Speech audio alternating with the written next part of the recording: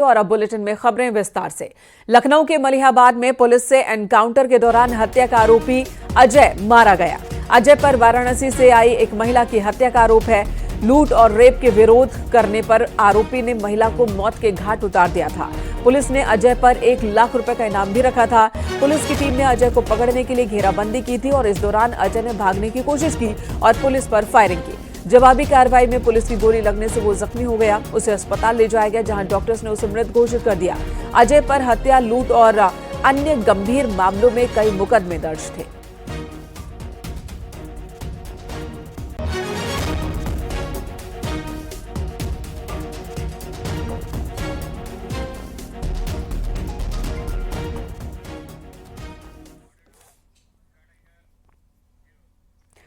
अजय के एनकाउंटर से पहले उसके भाई दिनेश की गिरफ्तारी हो चुकी है और हत्याकांड के मुख्य आरोपी अजय के साथ पुलिस की मुठभेड़ हुई, जिसमें आरोपी अजय मारा गया। डॉक्टर्स ने उसे मृत घोषित किया अस्पताल जब उसे ले जाया गया था। 3 तस्वीरें आपको दिखा रहे। पहली तस्वीर में आप अजय को देख रहे हैं, जो कि मुख्य आरोपी है। वाराणसी एक महिला जो विदेशी टूरिस्ट थी, वो आई थी घूमने। वहां महिला के साथ रेप की कोशिश की थी, इसने जबरदस्ती की थी, लूट की थी और विरोध करने पर हत्या कर दी थी। वहीं दूसरा आरोपी जो अजय का भाई है दिनेश, जो पहले ही गिरफ्तार किया जा चुका है और वो ऑटो भी बरामद की गई है जिसमें वारदात को अंजाम दिया गया था। मुख्य आरोपी अजय को कल एनकाउंटर के दौरान गोली लगी, अस्पताल ले जाया गया, जहां डॉक्टर्स ने उसे मृत घोषित किया है। तो इस तरह से इस मामले के 2 मुख्य आरोपी, एक एनकाउंटर में ढेर हो चुका है, दूसरा पुलिस की गिरफ्त में है।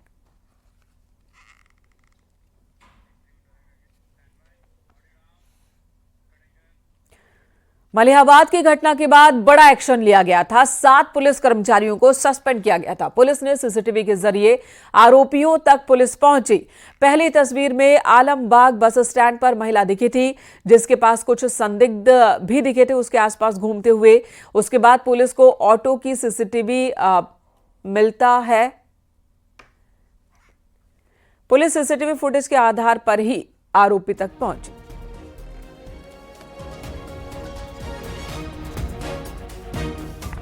ये 3 तस्वीरें जिसके आधार पर पुलिस ने आरोपियों की पहचान की, पुलिस तक पहुंची, पुलिस पहुंची आरोपियों तक। ऋषभ मणि हमारे साथ जुड़ चुके, हमारे सहयोगी ज्यादा जानकारी के साथ। ऋषभ, पुलिस ने सीसीटीवी फुटेज खंगाले, एक बहुत बड़ा ये मामला था। जाहिर सी बात है, न सिर्फ प्रदेश बल्कि विदेश में भी प्रदेश का नाम जो है वो बदनाम हो रहा था इस घटना के बाद। अब पुलिस ने बड़ा एक्शन लिया है। इस बारे में बताया कि कैसे एनकाउंटर हुआ रात में। देखिए, पूरी घटना 3 दिन पहले की है, जब मूल रूप से अयोध्या की रहने वाली एक महिला जो एक परीक्षा देने के लिए वाराणसी गई थी और अपने भाई के घर लखनऊ आई थी। रात को करीब 1:30 बजे आलमबाग बस अड्डे पहुंची थी और वहां से लखनऊ के चिन्हट वो जा रही थी एक ऑटो करके। लेकिन ऑटो वालों ने बदमाशी की है और वो महिला को चिन्हट के बजाय मलिहाबाद इलाके में ले गया है। ऑटो अजय चला रहा था, उसने अपने भाई दिनेश को भी बुला लिया था और वहां पर उस महिला के साथ लूट और दुष्कर्म का प्रयास किया गया। महिला ने जब विरोध किया है तो दुपट्टे से गला कसकर अजय ने उस महिला की हत्या कर दी है। वो सनसनीखेज घटना थी। राजधानी लखनऊ में महिलाओं के सुरक्षित रहने पर लेकर के सवालिया निशान लगे। पुलिस की भूमिका पर सवालिया निशान हुए। इसके बाद पुलिस ने सैकड़ों सीसीटीवी फुटेज खंगाले हैं, जिसके बाद ऑटो की पहचान हो गई, ऑटो ड्राइवर की पहचान हो गई। कल दिन में ही अजय का भाई दिनेश गिरफ्तार हो गया था और उसने इस बात की पुष्टि कर दी थी कि अजय ने ही वारदात को अंजाम दिया है, वो सहयोगी की भूमिका में था। जिसके बाद अजय की सरगर्मी से तलाश शुरू हो गई। पुलिस की और क्राइम ब्रांच की कई टीमें अजय की तलाश में लग गई। पुलिस कमिश्नर ने अजय के ऊपर 1 लाख रुपए का इनाम भी रख दिया। कल रात को मलिहाबाद इलाके में ही ये सूचना मिली थी कि अजय कहीं बाहर भागने की फिराक में। इसके बाद पुलिस टीम ने उसको घेरा है, उसने पुलिस टीम पर फायरिंग की है। जवाबी फायरिंग में अजय बुरी तरह घायल हुआ। डॉक्टर्स ने उसे मृत घोषित किया है। उसके कब्जे से बाइक और पिस्टल बरामद हुई है और जैसा बताया गया है कि 20 मुकदमे पहले से ही अजय के ऊपर दर्ज थे। उसका भाई दिनेश, उसके खिलाफ भी 8 मुकदमे दर्ज थे। तो दोनों भाई आपराधिक किस्म के थे, इन लोगों के ऊपर मुकदमे थे, ये जेल भी जा चुके थे और ये एक महिला तरीके से जो दुष्कर्म का प्रयास करते हुए उसकी हत्या की थी। बहुत ही संगीन ये मामला है जिसमें एक की गिरफ्तारी हो चुकी है, दूसरा एनकाउंटर में मारा गया है। तो वाराणसी की महिला जो कि लखनऊ आई थी और वहां पर मलिहाबाद इलाके में वारदात होती है, महिला की हत्या कर दी जाती है। इस मामले में पुलिस की किरकिरी हुई, कई पुलिस वाले सस्पेंड किए गए और अब जो आरोपी है, एक एनकाउंटर में मारा गया, दूसरा इस वक्त पुलिस की कस्टडी में है। धन्यवाद आपका इस वक्त पूरी जानकारी देने के लिए ऋषभ।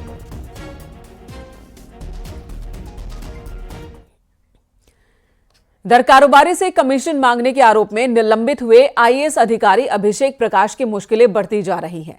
सूत्रों के हवाले से खबर है कि अब उनकी संपत्ति की विजिलेंस जांच होगी। विजिलेंस की टीम अभिषेक प्रकाश की संपत्ति का ब्यौरा जुटाएगी। इन्वेस्ट यूपी के सीईओ अभिषेक प्रकाश पर सोलर पावर कंपनी के प्रोजेक्ट को मंजूरी देने के बदले कमीशन मांगने के आरोप में कार्रवाई हुई थी। वहीं एक बिजनेसमैन से रिश्वत मांगने वाले बिचौलिए को भी गिरफ्तार किया गया था।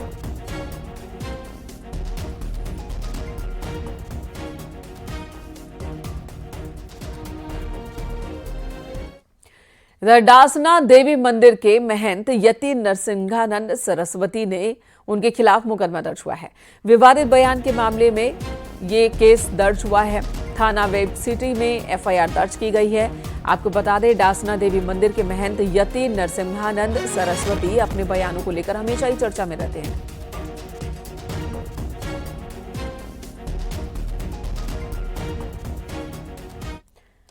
औरंगजेब और गाजी की मजार को लेकर विवाद बढ़ता ही जा रहा है। अब इन मजारों को हटाने को लेकर यूपी में एक होर्डिंग और पोस्टरबाजी भी शुरू हो चुकी है। केशव मौर्य ने ममता, अखिलेश और राहुल पर पलटवार किया और कहा कि वो औरंगजेब पर बनी छावा फिल्म देखें। आक्रमणकारी संत नहीं होता। वहीं समाजवादी पार्टी का दावा है कि वो नेजा मेले को करवाकर ही रहेंगे। देखिए ये रिपोर्ट।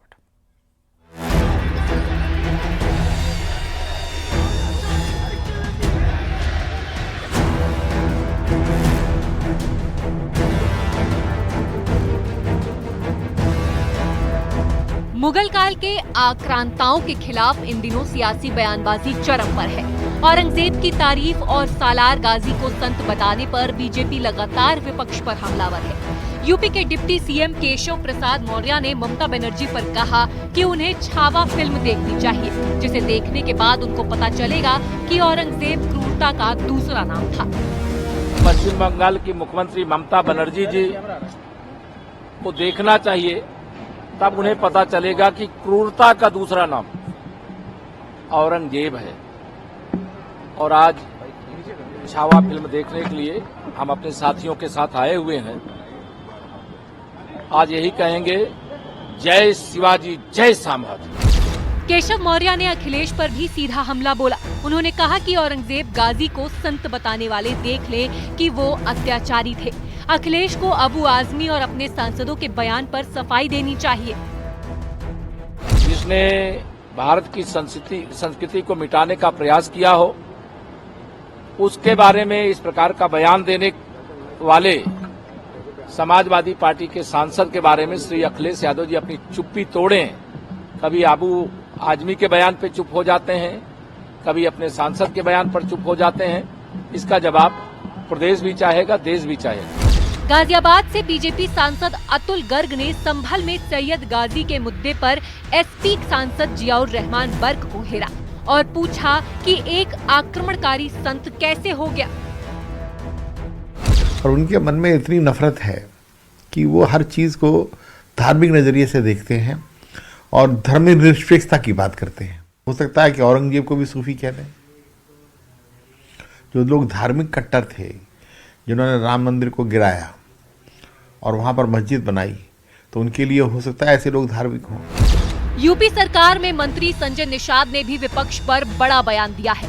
उन्होंने कहा कि जिसको व्यवहार पसंद है वो देश में रहे और जिनको तलवार पसंद है वो तलवार पहनकर देश छोड़कर चले जाएं। पहले तलवार से त्योहार मनता था, धन्य हो योगी जी, अब व्यवहार से त्योहार बनता है।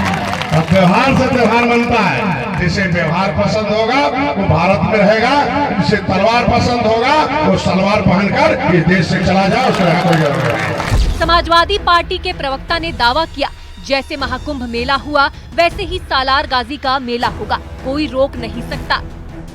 देखिए, महाकुंभ मेला जैसे हुआ है वैसे ही जो है सराय मसूद का भी मेला होगा, उसको कोई रोक नहीं सकता है। शासन नहीं देगा अगर परमिशन तो अदालत से परमिशन होगी। औरंगजेब और गाजी की मजार हटाने को लेकर लखनऊ में होर्डिंग लगाई गई।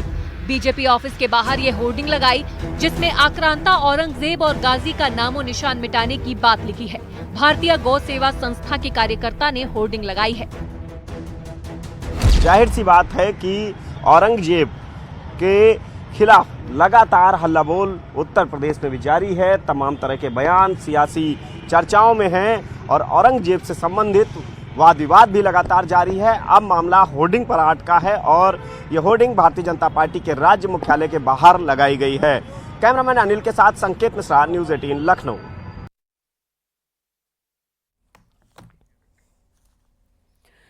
इधर कुशीनगर में सार्वजनिक भूमि पर बनी मस्जिद पर बुलडोजर चलने की संभावना बढ़ गई है। सार्वजनिक जमीन पर बनी मस्जिद को हटाने के लिए प्रशासन ने मस्जिद की इंतजामिया कमेटी को नोटिस दिया। प्रशासन ने रास्ते की जमीन पर बने मस्जिद को हटाने के लिए 8 अप्रैल तक का अल्टीमेटम दिया है। तय समय तक अतिक्रमण न हटाने पर कुशीनगर में एक बार फिर बुलडोजर चलाने की तैयारी है।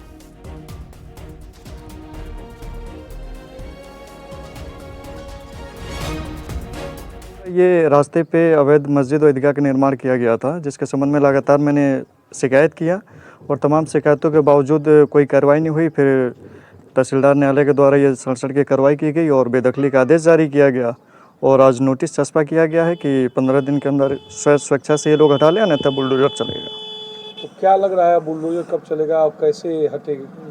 बुलडोजर देखिए 15 दिन का नोटिस दिया गया है। अब देखा जाए कि ये लोग स्वेच्छा से हटा रहे हैं या योगी जी का बुलडोजर चलता है। लेकिन मस्जिद पे जो चस्पा लगा है इसके बारे में हम लोग भी न्यायालय जाएंगे। इसके बारे में जो व्यवधान समाधान होगा उसके बारे में हम लोग भी वकील से जानेंगे। उसके बाद से जो निर्णय आएगा उस पर हम लोग गौर करेंगे और जो मतलब सरकार का जो आदेश निर्देश होगा उसका पालन करेंगे। झांसी में अवैध कब्जे के खिलाफ नगर निगम की कार्रवाई जारी है। 6000 स्क्वायर फीट जमीन को कब्जा मुक्त कराया गया। गरिया गांव में कच्ची टंकी के पास लोगों ने दशकों से कब्जा कर रखा था। अवैध कब्जे पर बुलडोजर चलवाया गया।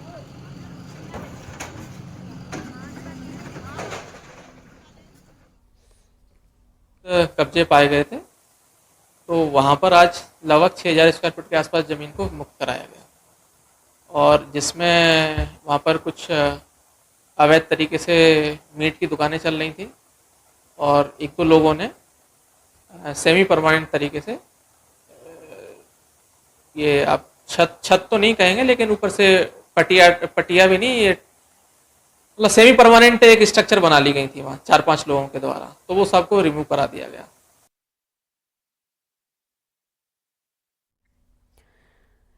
एसटीएफ और आजमगढ़ पुलिस ने 9 साल से फरार चल रहे इनामी को गिरफ्तार किया है। 50,000 के इनामी दुर्गेश कुमार उर्फ राधे श्याम को पंजाब के जालंधर से गिरफ्तार किया गया।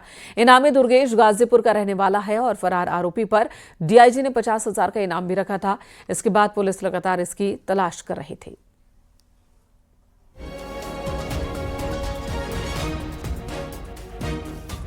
उनके ऊपर 50,000 का इनाम घोषित किया गया था 18 अप्रैल 2025 में। इनको हमारे एसटीएफ की जो यूनिट है उनके द्वारा इनको अरेस्ट किया गया है और इनको गिरफ्तार करके जेल भेजा जा रहा है और आगे की जो विधिक कार्रवाई है उसमें की जाए। कहाँ से गिरफ्तारी किस तरह कर इनको बाहर से गिरफ्तार किया गया था ट्रांजिट अमाउंट पे एसटीएफ की टीम में उनके द्वारा यहाँ पे लाया गया था और यहाँ से फिर थाने से इनकी गिरफ्तारी करके इनको। मेरठ मर्डर केस में बड़ा खुलासा हुआ। मुस्कान के बर्थडे पर सौरभ सरप्राइज देने लंदन से भारत आया था, लेकिन यहां उसे मौत का गिफ्ट मिला। कत्ल से पहले बेटी के बर्थडे पर पति पत्नी ने डांस किया, उसके बाद सौरभ का कत्ल कर दिया गया। इस बीच एक और बर्थडे आया जिसका जश्न शिमला में मनाया गया और लाल रंग के बर्थडे केक पर नाम लिखा था शंकर। अब ये शंकर कौन है जानकर आप हैरान रह जाएंगे। देखिए रिपोर्ट।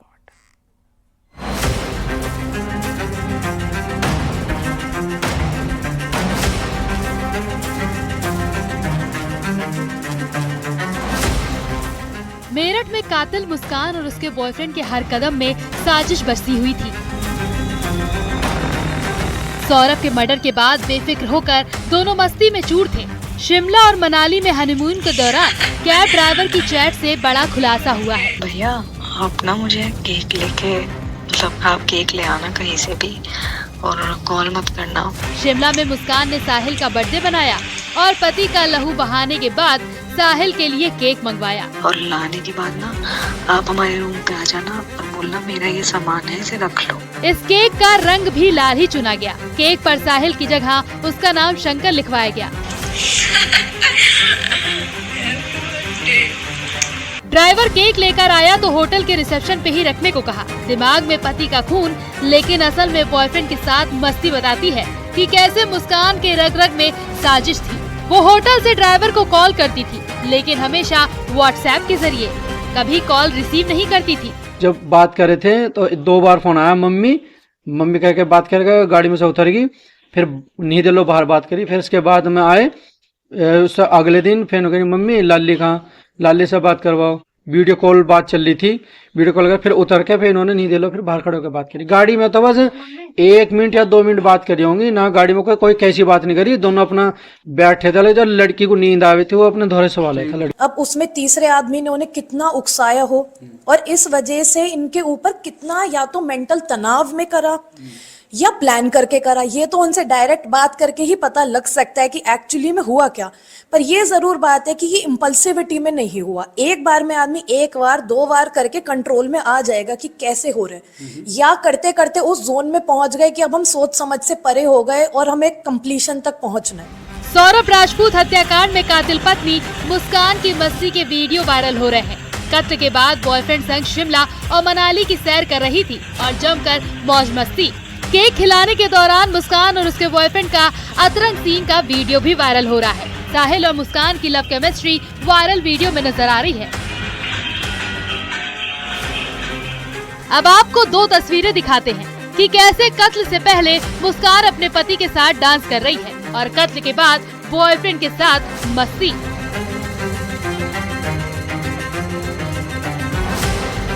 कत्ल की इस कहानी में हर रोज नया ट्विस्ट सामने आ रहा है।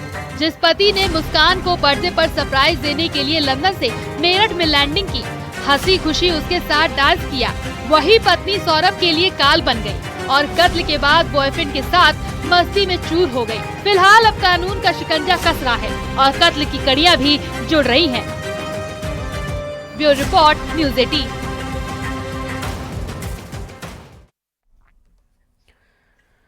यहाँ रुकेंगे एक छोटे से ब्रेक के लिए। खबरें ब्रेक के बाद भी जारी है।